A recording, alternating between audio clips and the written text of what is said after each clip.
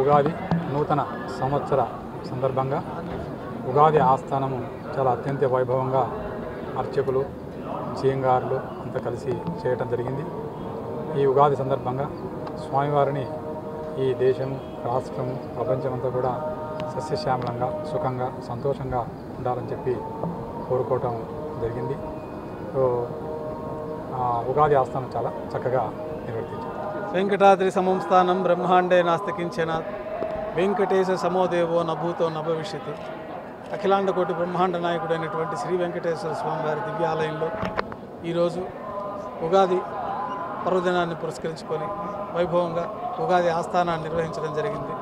పోయిన శుక్రవారం స్వామివారికి ఉగాది పర్వదినం సందర్భంగా విశేష వజ్ర కవచాది ఆభరణాలతో అలంకరణ చేయడం జరిగింది.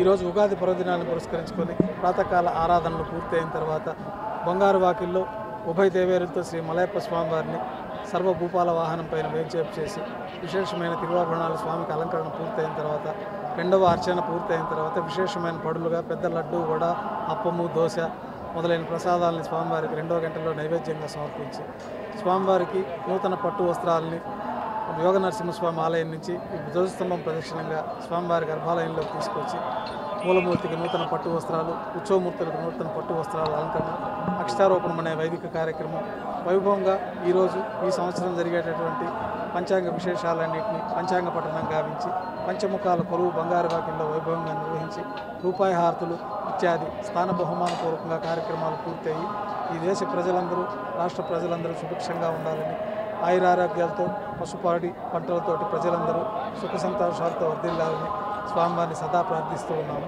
స్వామివారి అనుగ్రహంతో దేశ ప్రజలందరూ రాష్ట్ర ప్రజలందరూ కూడా సుఖ సంతోషాలతో ఆయురారోగ్యాలతో వర్ధిల్లాలని కోరుకుంటూ ఓం నమో వెంకటేశాయ.